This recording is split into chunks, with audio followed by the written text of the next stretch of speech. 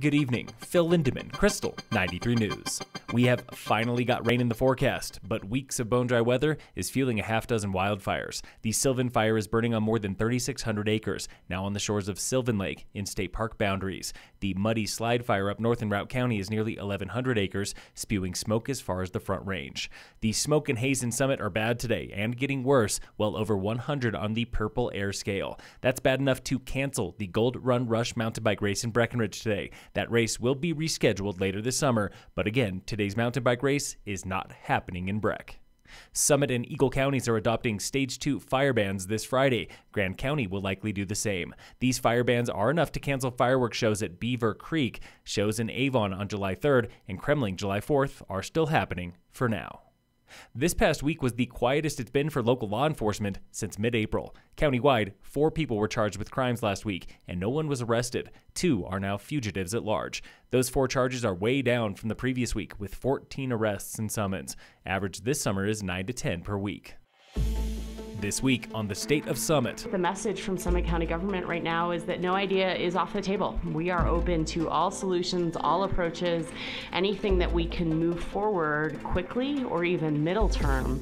That was County Commissioner Tamara Pogue explaining why the county has declared workforce housing a crisis. When you have first responders that can't find housing, when you have teachers that can't find housing, for me personally, if something happened to my home right now, I couldn't stay in Summit County. The state has earmarked $555 million for housing statewide, and Summit hopes this declaration grabs attention down at the Capitol. Traditionally, it's been our metro communities in Colorado that have most struggled with housing, and so a lot of the state's funding, for example, hasn't been eligible to mountain communities. Local towns, the county, and employers have built 2,500 new workforce units in recent years, but many are for-sale homes, and Pogue believes the county is still short by as many as 3,500 units. There's no question in my mind that the housing crisis is worst or sort of hardest right now for the folks that rent. Immediate solutions are in the works, like converting hotel rooms to condos at Alpine Inn in Frisco,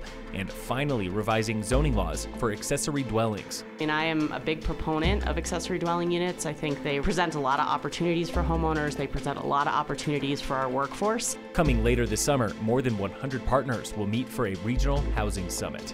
Tune in again next Wednesday for the State of Summit on Krystal 93. Tomorrow in Silverthorne, more than a dozen local entrepreneurs explain how they survived and even started new businesses during a pandemic. We've sold product in Japan, in Poland, in most of the states now, so it's really it's gone global, which is super cool. That was Ram Miklas of Sky Goat Clothing, founded in Summit and made in Denver. He and the rest graduated from Summit Biz Boot Camp, a project of co-starters. And this is really about what are kind of the basics you need to get your business up and running. It's not writing a full business plan. It's putting together a sentence or 2 here, working on your elevator pitch. That was Thayer Hirsch, founder of a home maintenance service, Home Check, and another graduate of Co-Starters. Tomorrow's event starts at 5 p.m. at Silverthorne Pavilion. All are welcome. In sports, the Rockies are finishing up with the Mariners right now. And in local sports, brought to you by American Family Insurance, the Weiss Agency, Summit High Track and Field sending a pair of seniors to the state meet in Jefferson County tomorrow, including Corey Johnson, a discus athlete who's been breaking records for years. I was the first kid in 10 years or so when I was a freshman to break 100 feet at Summit High School, and so that was kind of a big deal. His personal record is just 9 inches short of the school record, 144 feet, set in 1989. Since I was a freshman, I decided that I was going to break that record, and I've yet to do it this season, but my goal is to make it happen tomorrow. Johnson is joined tomorrow by high jumper and football star Cam Califf. Both are competing at state for the first time. Phil Lindemann, Krystal, 93 News.